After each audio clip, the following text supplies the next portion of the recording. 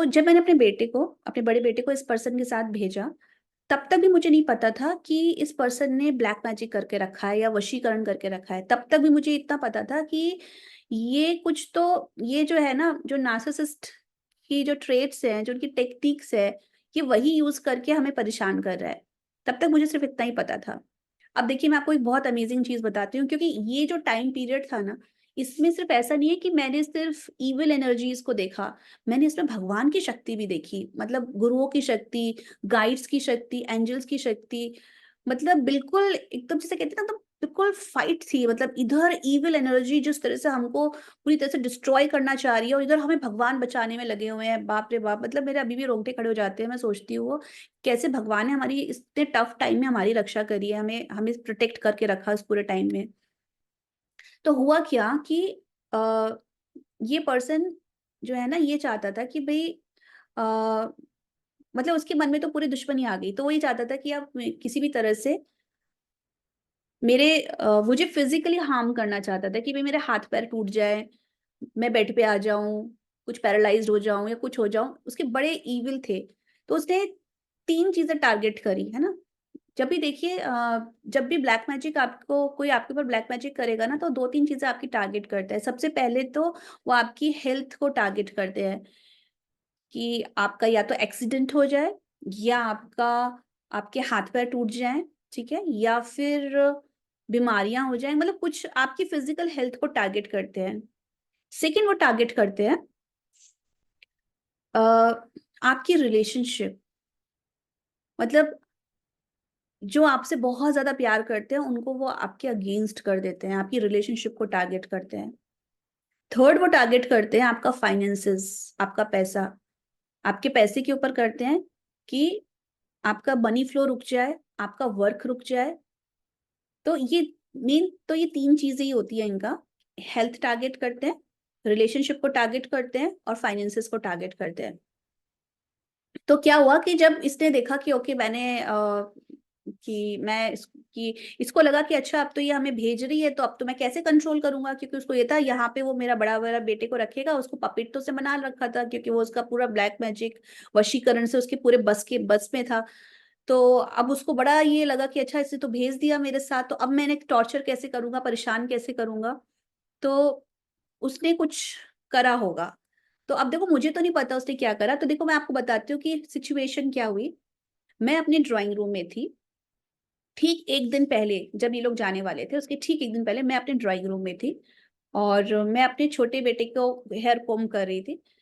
अचानक से मुझे इतनी स्ट्रॉन्ग इंट्यूशन आई, जिसने मुझे कहा कि श्रुति तुम रूम में जाओ और इस पर्सन का बैग खोलो, उसमें बहुत ज़रूरी चीज़ रखी है जिसे तुम्हें देखना है।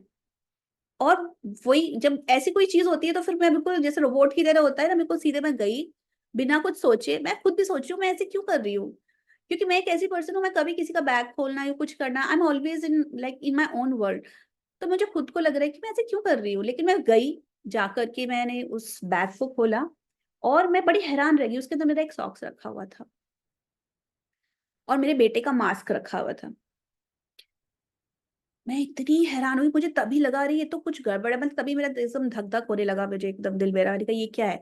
मैंने अपना सॉक्स बाहर निकाला, जैसे मैंने पकड़ा तो मुझे कुछ लगा कि उसके अंदर ना कुछ कुछ पेपर सा फ़ील हुआ मुझे। फिर मैंने उस पेपर को निकाला, तो उसमें इतना लंबी एक चिट लगी हुई थी, जिस पे पता नहीं तरह-तरह के सिम्बल्स बने हुए थे, मेरा नाम लिखा हुआ था और वो देख के ही मुझे समझ में आ गया उस पेपर को कि ये तो कोई तंत्र-मंत्र है। और फिर मैंने उसकी फ़ोटो-वोटो क्लिक करके मुझे कुछ समझ नहीं आया, मैंने उसको फाड़ करके मैंने उसे बाथरूम में डिस्पोज़ कर दिया। मुझे कुछ समझ नहीं आया कि क्या करूँ? बस मैंने उसे डिस्पोज़ कर दिया उसको बाथरूम में। बाथरूम में डिस्पोज़ करने के बाद जब ये पर्सन आया, फिर मैंने उसे फ़ोटोग्राफ दिखाई। मैंने कहा, "ये क्या है? ये क्या कर रहे हो अब तुम?" तो उसने एकदम इनोसेंट चेहरा बना लिया। "अरे! ये क्या है? मुझे नहीं पता, ये मैंने नहीं रखा।" पर मैं उस वक़्त पता है वोल्केनो की तरह इतनी मतलब इतना गुस्सा आ रहा था, तो वो फिर मेरी शक्ल देख के वो झूठ नहीं बोल पाया। फिर बोला कि हाँ, ये मैंने रखा है। मैंने कहा, "क्यों रखा? क्या करना चाहते हो तुम अब?" देन ही सेड कि ये मैंने इसलिए रखा है ताकि हमारी और तुम्हारी रिलेशनशिप में हार्मनी आए। तब मैंने उसे बोला, मैंने कहा तुमने इतना बेवकूफ़ समझ रखा है मुझे कि मैं एक हीलर हूँ, मुझे एस्ट्रोलॉजी की भी अच्छी खासी नॉलेज है। ऐसा नहीं है क्योंकि मैं इस ऑकल्ट साइंस हूँ, तो मुझे बहुत सारे सब्जेक्ट्स की नॉलेज है। मैंने कहा किसी की रिलेशनशिप, दो लोगों की रिलेशनशिप अच्छी करने के लिए सॉक्स तो नहीं लिया जाता, और इस तरह के पेपर और इस तरह के सिंबल्स तो नहीं बनाए जाते जो अजीबोगरीब है, और सॉक्स में रखा जाता है रिलेशनशिप ठीक करने के लिए। किसको बेवकूफ बना रहे हो तुम? तो मैंने अच्छी खासी उसकी डांट लगाई। और इसके बाद पता नहीं उसे क्या हुआ, वो वहां से भागता हुआ हमारी जो बालकनी है, हमारी बालकनी के वहां गया, और वहां एक बड़ा सा एक गमला था, उस गमले के पास आके उसको ऐसे करके खड़ा हो गया। अब मैं सोच रही हूँ ये गमले के पास क्यों आया बालकनी में, मुझे कुछ समझ नहीं आया, बालकनी में भागा क्यों, वहां क्यों गया, ये एक मिस्ट्री बनी रह गई। पर मुझे बहुत गुस्सा आ रहा था। खैर एनी हाउ, ये पर्सन जो है चला गया, नेक्स्ट डे ये लोग चले गए। और इतना इमोशनल था क्योंकि मेरा बेटा, मतलब मतलब मुझे ये समझते हुए कि मैं कितनी गलत जगह भेज रही हूँ, गलत लोगों के पीछे भेज रही हूँ, पर मेरी इतनी बड़ी मजबूरी है कि मुझे भेजना पड़ रहा है उसको, सिर्फ इसीलिए क्योंकि मुझे कुछ चीज़ों को सॉर्ट आउट करना है, ठीक करना है। तो इतना पेनफुल था मेरे लिए, ओनली आई नो कि उसके जाने के बाद मैं कितना रोई हूँ। तो इतना पेनफुल था, मतलब मैं आपको बता नहीं सकती हूँ, अभी भी हर दिन मुझे उसकी इतनी याद आती है। तो खैर वो लोग चले गए। उनके जाने के बाद अब मैं आपको बताती हूँ कि क्या इफेक्ट हुआ, वो जो सॉक्स था उसका इफेक्ट क्या हुआ। मैं बाथरूम में थी, क्योंकि मैंने उसको डिस्पोज कहाँ किया था, बाथरूम में किया था। मैं बाथरूम में थी और वहां पर सुबह मॉर्निंग का टाइम है, 5 o'clock, मैं बाथरूम में गई। मेरा पैर इतनी स्ट्रांगली एक एनर्जी ने पकड़ के मुझे इतनी बुरी तरह बाथरूम में नीचे गिराया कि मैं आपको बता नहीं सकती, कि मुझे लगा कि मेरा तो शायद पैर टूट गया, फ्रैक्चर हो गया। और उसके तुरंत बाद वो एनर्जी ने सीधे मेरे हार्ट पर अटैक किया, इतना हैवी। मैं आपको बता, मेरी हार्ट बीट इतनी फास्ट हो गई, और मुझे इमीडिएट समझ में आ गया कि ये तो कोई एनर्जी है, नेगेटिव एनर्जी है। उस वक्त फिर मैंने नरसिंह भगवान को बहुत, क्योंकि मैं नरसिंह भगवान को बहुत मानती हूँ, तो मैंने नरसिंह भगवान को बहुत आवाज लगाकर उनको बहुत प्रे करके कि हेल्प मी करके, और फिर मैंने बहुत लाउडली बोला कि जो पॉजिटिव एनर्जी है वो नेगेटिव एनर्जी से बहुत ज्यादा पावरफुल है। मैंने बहुत देर तक जब ये बोला, तो उसकी इफेक्ट से क्या हुआ कि मेरा जो मतलब मैं इतनी बुरी तरह गिरी हुई थी कि मैं बैठ भी नहीं सकती थी, पर मैं किसी तरह से बैठ पाई। मतलब मैंने जो प्रेयर करी, नरसिंह भगवान को बुलाया। उस वक्त, मतलब उस मोमेंट में, उस बाथरूम में, उस मोमेंट में मुझे नरसिंह भगवान की एनर्जी ने प्रोटेक्ट किया है। इस पूरे ब्लैक मैजिक में मुझे किस किस से प्रोटेक्ट किया मैं बताऊंगी। तो सबसे पहले जो मुझे प्रोटेक्शन मिली, नरसिंह भगवान से मिली, उनकी एनर्जी ने मुझे प्रोटेक्ट किया। तो जब मैंने बहुत प्रेयर्स करी तो मैं बैठ पाई। फिर मेरी हालत खड़े होने वाली लायक नहीं थी, मैं इतना इतना मुझे पेन हो रहा था। Again I did same prayer, काफी देर तक मैं थोड़ा 10-15 मिनट प्रेयर करी, फिर मैं खड़ी हो पाई। मैं आपको बता नहीं सकती हूँ, वो इतना हॉरिबल अटैक था, इतना हॉरिबल अटैक था। मतलब वो सिर्फ मैं फील कर सकती हूँ कि वो क्या हुआ था, मतलब किस तरह से पैर को पकड़ा, इतना मेरा पैर में इतनी बड़ी इतनी स्वेलिंग आ गई थी। और उसके बाद सिर्फ स्वेलिंग नहीं, जब वो स्वेलिंग थोड़ी सी कम हुई, तो उसपे 3 फिंगर्स के निशान थे, है ना? मैं पिक्चर आपको ये दिखा रही हूँ। तो मेरे पैर पे आप देख सकते हैं कि पैर कितना इस पे स्वेलिंग आ रही है, और इस पे 3 फिंगर्स के वो निशान थे, उस नेगेटिव एनर्जी के। तो खैर उस वक्त तो मैं बच गई, मतलब मुझे भगवान नरसिंह भगवान ने बचा लिया। फिर मैं मुझे उस वक्त सच बता रही हूँ, मुझे पहली बार उस मोमेंट में ना, मतलब मेरा इस पर्सन से अटैचमेंट खत्म नहीं हो रहा था। मतलब वो दिन था कि मेरा अटैचमेंट पूरा चला गया इस इंसान के लिए। इसके पहले भी इसने मुझे इतना परेशान किया था, इतना परेशान किया था, लेकिन स्टिल मेरा अटैचमेंट कम नहीं हो रहा था। उस दिन मेरा अटैचमेंट पूरी तरह से खत्म हो गया। तब फिर मैं मंदिर में गई, मैं भगवान के सामने बैठी, मैंने कहा भगवान, ऐसा ऐसा क्यों आपने होने दिया? मैंने कहा आप तो हमेशा मेरे को प्रोटेक्ट करते हो, और इसने मेरे सॉक्स के अंदर ये ब्लैक मैजिक करके रखा हुआ था, ये भी आपने ही दिखाया, क्योंकि मुझे तो नहीं पता था। भगवान ने सच में, अगर भगवान ना दिखाते तो मुझे कभी इसकी असलियत पता ही नहीं चलती। तो शायद भगवान ने सोचा होगा कि ये, मतलब ये तो इतना मतलब मेरे ऊपर ही डिपेंडेंट रहती है, और ये तो इतना ज्यादा इन चीजों पे ध्यान नहीं देती। तो बताओ, देखो डायरेक्ट मैसेज देके भगवान ने मुझे ये चीज दिखाई। तो मैंने फिर भगवान से प्रे की, मैंने कहा आपने, जब आपने मुझे ब्लैक मैजिक दिखा दिया, इसने मेरे पैर पर करा है, तो फिर आपने मुझे गिरने भी क्यों दिया? आप मुझे बचा भी तो सकते थे, ऐसे क्यों हुआ? तब मुझे मैसेज मिला पहली चीज तो मुझे, हाँ एक और चीज, सब लोगों ने, जब मैंने अपने कुछ फैमिली मेंबर्स को बताया था या मेरे कुछ स्टूडेंट्स हैं हीलिंग के, उनको भी मैंने बताया था, तो सबने मुझे कहा मैम आपने फाड़ के क्यों उसे डिस्पोज किया, आपको उसे बर्न कर देना चाहिए था, जब तक हम बर्न नहीं करते तब तक वो डिस्पोज, तब तक उसकी एनर्जी खत्म नहीं होती। तो फिर मैंने भगवान को बोला कि आपने मुझे ये आइडिया क्यों नहीं दे दिया कि इसको बर्न कर दो ताकि इसका इफेक्ट पूरा खत्म हो जाता। तब मुझे भगवान से मैसेज मिला कि ये जानबूझ के उन्होंने नहीं करा ताकि मैं ये चीज देखूं, क्योंकि अगर इसका इफेक्ट नहीं आता तो शायद मैं सोचती कि वो शायद सही कह रहा था, कि शायद इसे हार्मनी के लिए करा होगा। तो भगवान ने मुझे दिखाया कि देखो, मतलब क्योंकि उसको आपने फाड़ फूड़ के फेंक दिया था, इस वजह से इसका जो इफेक्ट था मतलब बहुत हद तक कम हो गया, नहीं तो पता नहीं क्या हो जाता। अगर बाहर जाके मैं बाहर होती, पता नहीं एक्सीडेंट होता, क्या होता, मेरे पैर में चोट लगती या कुछ भी होता, कुछ भी हो सकता था, उससे बहुत हैवी वाला किया था।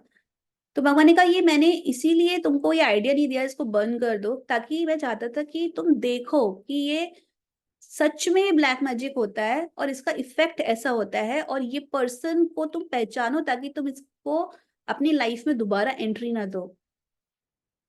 तो वो जो चीज है, भगवान ने मुझे वो मैसेज दी, तब मुझे समझ में आया कि हाँ, कि ये क्या है। तो उसके बाद तो अब मुझे बहुत टेंशन हो गई, मैंने कहा पता नहीं ये इसने क्या करा होगा, क्या नहीं करा होगा, पता नहीं घर में क्या कर रखा है, मतलब बहुत ही टेंशन वाला माहौल था। अब देखिए उसके बाद सेकेंड एनर्जी ने मुझे प्रोटेक्ट किया। ये जो एनर्जी थी, मतलब फर्स्ट एनर्जी तो नरसिंह भगवान की थी। सेकेंड एनर्जी मुझे अजमेर शरीफ के जो ख्वाजा साहब है, उन्होंने मुझे प्रोटेक्शन दी। तो कुछ इस तरह की सिचुएशन बनी कि अजमेर शरीफ से जो बहुत, मतलब क्या बोलूं, जैसे हम लोग तो संत बोलते हैं, मतलब ऐसे मास्टर्स ही बोल लो, कि मास्टर सोल बोल लो आप उन्हें। तो अ, उनसे इंटरेक्शन हुआ, उनका फोन आया मेरे पास, एंड उन्होंने मुझे कहा कि उन्होंने कहा मुझे अपने घर का वीडियो बना के भेजो। तो मैंने उनको अपने घर का वीडियो बना के भेजा। तब उन्होंने वीडियो देख करके बोला कि श्रुति तुम घर के जितने भी गमले हैं सबको खुदवाओ, और साथ के साथ तुम्हारे दोनों बेड्स की को भी चेक करो, उनके जो बॉक्स होते हैं। अब उन्होंने इतना बोला, मेरे तो सुनकर इतना ही सुन के मतलब मुझे तो बहुत टेंशन होगी। मैंने कहा ये तो ऐसे कह रहे हैं तो पता नहीं क्या होगा। और उन्होंने बोला तुम खुद मत करना क्योंकि ये चीज तुम्हारे ऊपर करी गई है, तो तुम मत हाथ लगाना। और जो तुम्हारे घर में मेड है उनको बोलना करने के लिए, उन्हें कुछ नहीं होगा, ठीक है, उनको बोलना वो उसको पूरा अच्छे से गमले की मिट्टी हटा के देखें। तो मैंने मेरी मेड को बोला, तो मेरी मेड तो मुझसे बहुत ज्यादा अटैच्ड है, तो वो तैयार हो गई फटाफट कि हाँ ठीक है हम देखते हैं। और दोनों लग गई सारे गमले से मिट्टी हटाकर उसको खोद के देखने के लिए।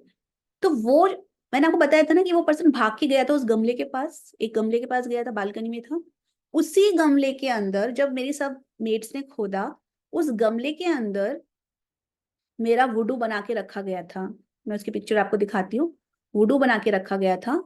और आप हड्डी देख रहे हो, ये शमशान की हड्डी है, शमशान की मिट्टी है।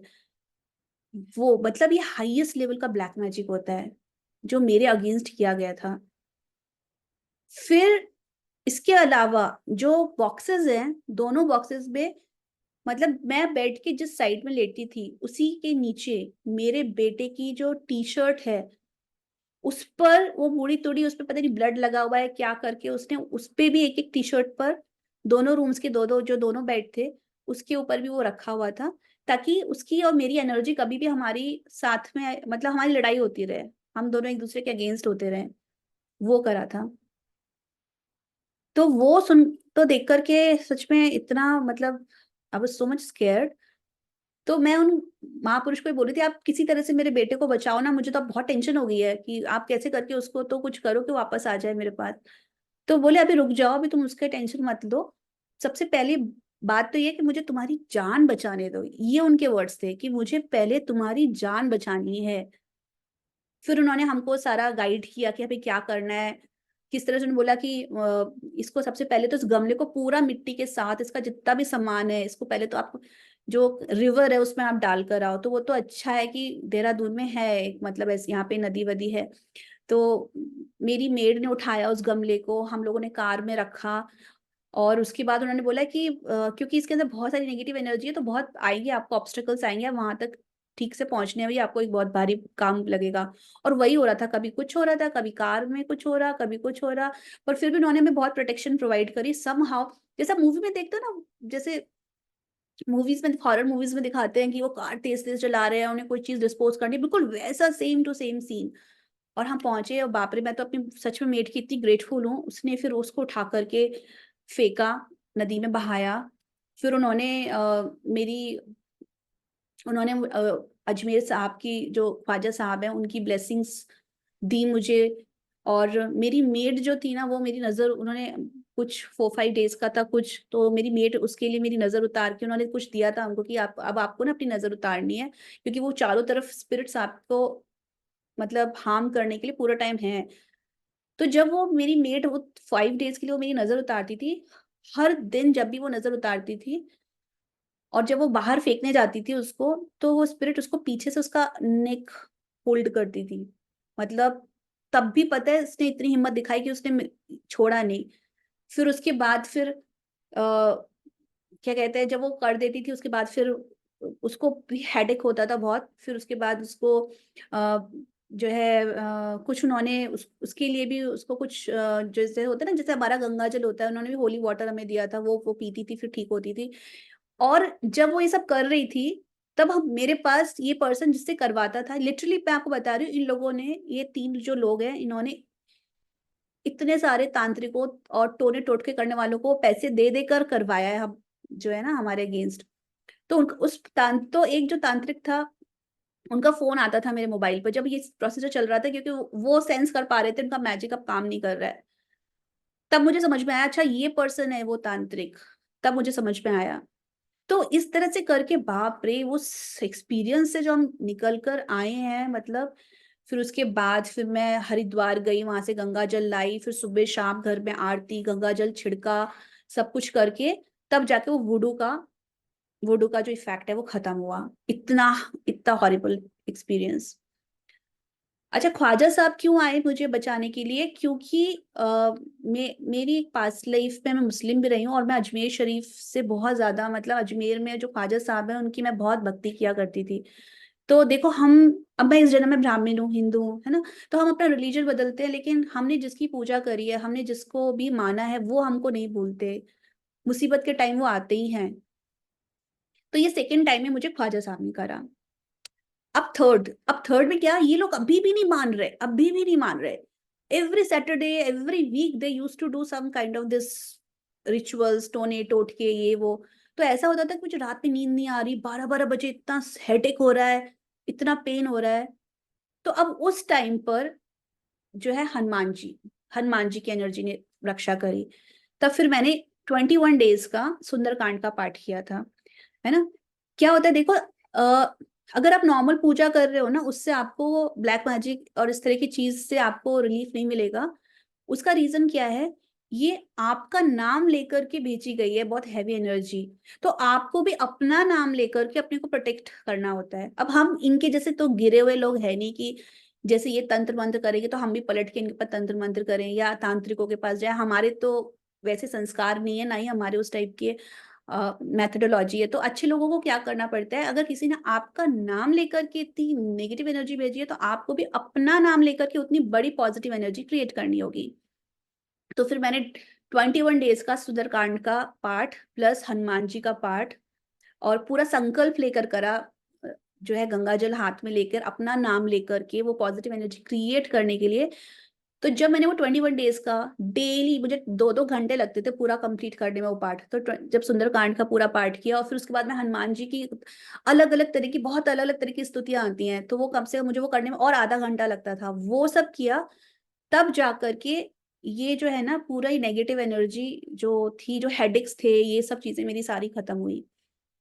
और इस टाइम पीरियड में मैं आपको क्या बताऊँ कैसे भगवान ने रक्षा करी है, मतलब हम रात में बाहर निकल रहे हैं and all of a sudden मैं अपनी आंखों से देखती थी कि हनुमान जी गदा लेकर के मेरी कार के सामने ऐसे घूम रहे हैं। मैंने खुद अपनी आंखों से देखा।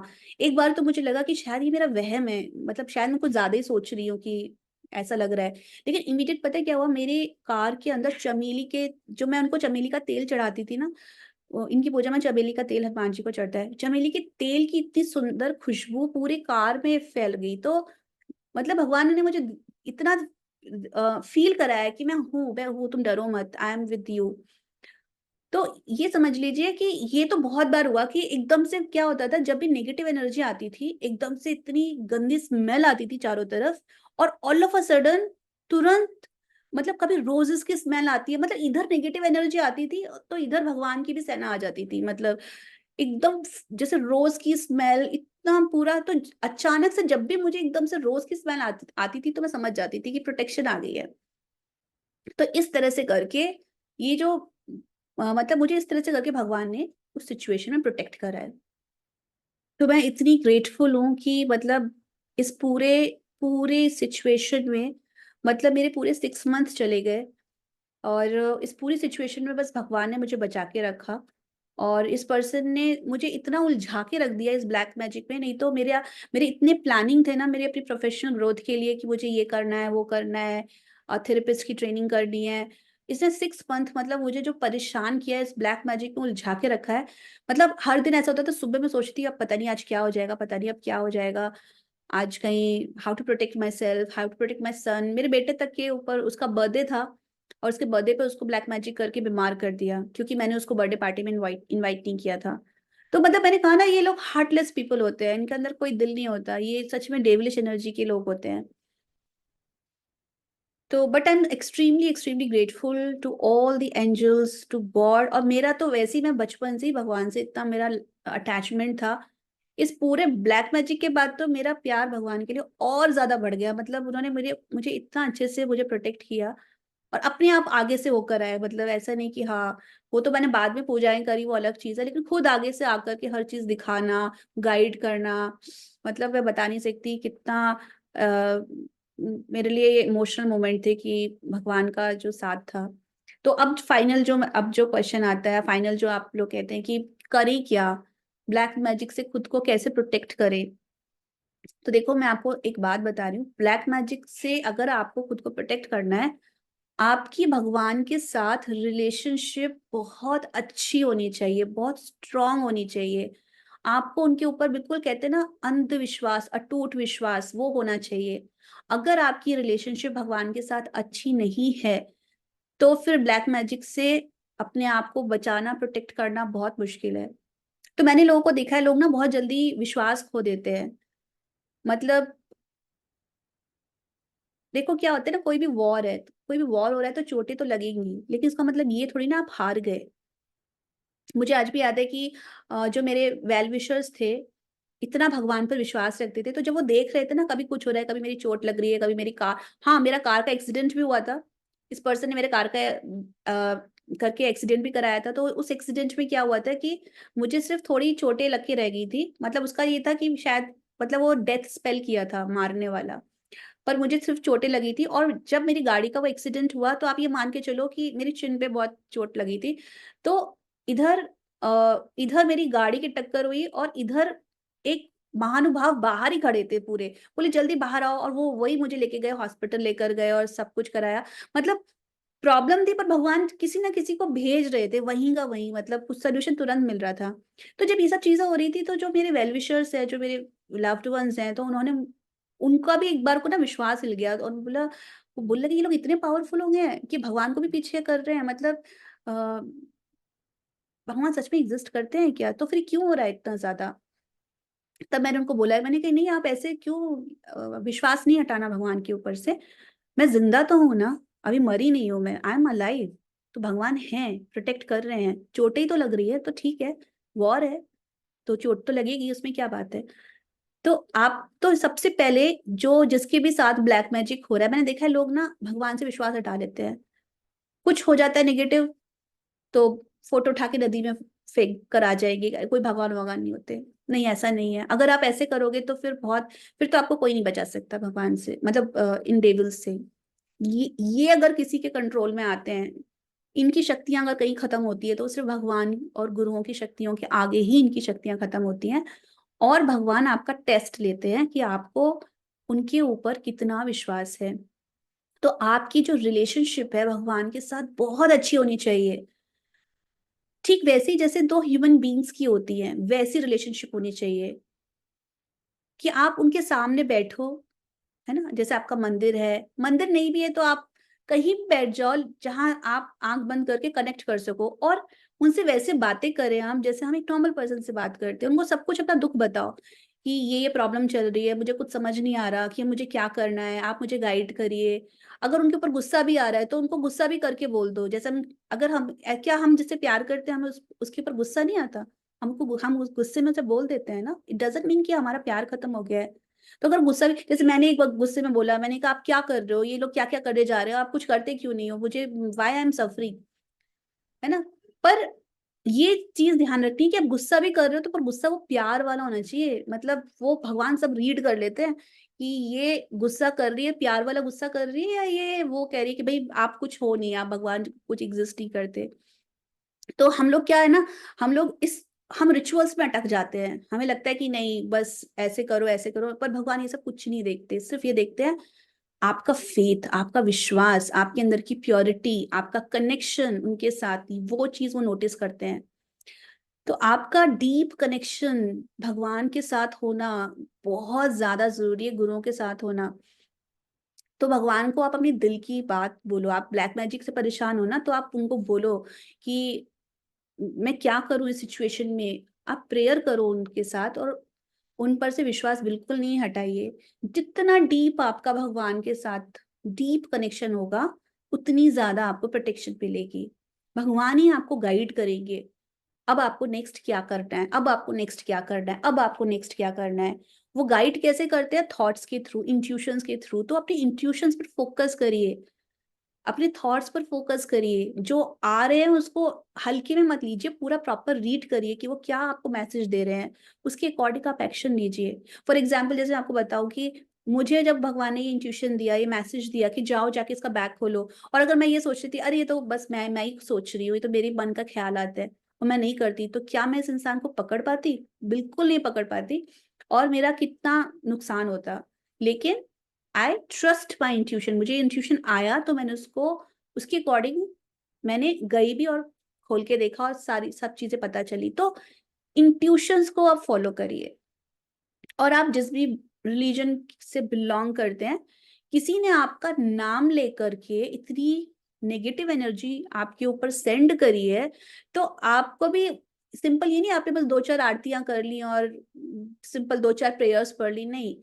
आपको भी अपना नाम लेकर के आपको एनर्जी पॉज़िटिव एनर्जी भेजनी होगी, है ना? तो उसके लिए आपको क्या जैसे जैसे अभी मैं इस जन्म में हिंदू हूँ, तो हमारे मेन ग्रंथ कौन-से होते हैं? रामचरितमानस है, भगवद गीता है और भागवत महापुराण है। तो ये हमारे मेन स्क्रिप्चर्स हैं। इन्हें इनके इनकी जो लाइन्स होती है ना, उसमें इतनी पावर होती है कि वो किसी भी नेगेटिव एनर्जी को कट करने में मतलब सफिशिएंट होती है। तो आपको कुछ संकल्प लेकर के अगर आप हिंदू हैं, तो आपको अपने स्क्रिप्चर्स रीड करने चाहिए, है ना? स्पेशली वो वाले जो पर्टिकुलर इस चीज़ के हैं। तो जैसे सुंदरकांड है, हनुमान जी हैं, नरसिंह भगवान हैं, ठीक है? ये नेगेटिव एनर्जी के अगेंस्ट काम करने वाले भगवान हैं। तो इनका आपको उस टाइम में नाम लेकर के वो आपको एनर्जी क्रिएट करके आपको वो रीड करना चाहिए, है ना? अगर आप किसी और रिलीजन के हैं, अगर आप मुस्लिम हैं, तो आप कुरान की जो आयतें होती हैं, उस पर फ़ोकस करिए।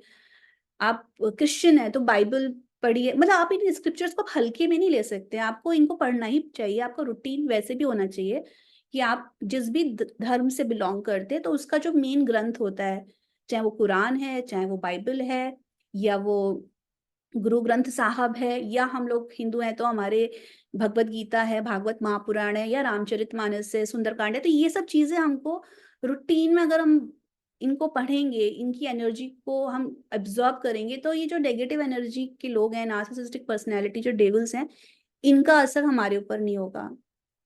तो ख़ैर फाइनली मतलब इतनी सारी चीज़ें करके today I am free from all these black magics. Now I am able to concentrate on my work. Only the one thing is there, एक ही कंसर्न रह गया है, किसी तरह से मेरे बेटे को मुझे वापस लेकर आना है पर अभी वो क्योंकि वो उनके पूरे इन्फ्लुएंस में है, तो अभी वो मतलब मुझे भगवान ने ये भी मैसेज दिया, क्योंकि मैं बहुत ज़्यादा परेशान हो रही थी ना, मेरा दिल तड़प रहा था। देखिए माँ होती है तो मुझे तो कोई अनजान का भी, दूसरा का भी बच्चा हो तो उसके लिए भी मुझे बहुत फ़ील होता है, तो ये तो मेरा ही अपना बच्चा है, तो मुझे बहुत तड़प होती है उसके लिए, बहुत ज़्यादा मुझे चिंता होती है। तब मुझे भगवान ने ये मैसेज दिया कि ये उसका लाइफ़ लेसन है, ये उसकी जर्नी है, ये ट्रॉमा है, बहुत बिग ट्रॉमा है उसके लिए, क्योंकि छोटा ही है ना अभी, तो बहुत बड़ा ट्रॉमा है उसके लिए, लेकिन ये उसका लाइफ़ लेसन है, उसकी सोल ओल्ड है, ओल्ड सोल है वो। तो आप जितने ओल्ड सोल होते हो, आपके एग्ज़ाम्स उतने टफ होते चले जाते हैं। तो भगवान ने कहा कि वो ओल्ड सोल है, तो इसीलिए ये उसका एग्ज़ाम है, उसको क्लियर करना है। एक बार उसके जब समझ में आ जाएगा ना, तो फिर वो अपनी पूरे लाइफ़ टाइम में हमेशा प्रोटेक्टेड रहेगा नेगेटिव लोगों से, लेकिन ये उसको सीखना है। तो तुम अपना दिल पक्का रखो और वो आएगा तुम्हारे पास, ज़रूर आएगा, लेकिन अपना लेसन लर्न करके आएगा। जब तक उसने अपना लेसन लर्न नहीं किया, तब तक वो वहीं रहेगा। तो इट्स वेरी डिफ़िकल्ट, मतलब बहुत मुश्किल है। अ, जिनसे आप प्यार करते हो उनको इतने टफ लाइफ़ लेसन करते हुए देखना। बट यस, एक अच्छे पेरेंट जब हम होते हैं तो हमें सिर्फ़ यही नहीं है कि हाँ, हम अपने बच्चों को सब लग्ज़रीज़ और ये सब प्रोवाइड करें। हमें उस वक़्त भी न्यूट्रल रहना है जब अपने लाइफ़ के टफ लेसन सीख रहे हैं, और बिकॉज़ वो सिर्फ़ हमारे बच्चे नहीं है ना, वो भगवान के बच्चे हैं। हम तो सिर्फ़ एक नाम के मम्मी-पापा हैं। एक्चुअल में हर सोल के पेरेंट कौन है? भगवान है ना? वही एक्चुअली ट्रू कनेक्शन है। तो मैं यही सोचती हूँ वो भगवान का बच्चा है, भगवान अपना लाइफ़ लेसन सीख रहा है, और सबसे बड़ा लाइफ़ लेसन, जो टॉप मोस्ट लाइफ़ लेसन होता है ना, वो यही होता है कि आप नार्सिसिस्ट लोगों को पहचान सकें और उनके चंगुल से खुद को फ्री कर सकें। यानी कि आप ये जान सकें जब आप लोगों को देख रहे हैं कि ये पर्सन नॉर्मल, ये बहुत बड़ा एक लाइफ लेसन है जहाँ आप ये समझ सके नॉर्मल लोग कैसे होते हैं, कैसे दिखते हैं, कैसे बिहेव करते हैं, उनकी एनर्जी कैसे होती है, नार्सिसिस्टिक लोगों की एनर्जी कैसे होती है।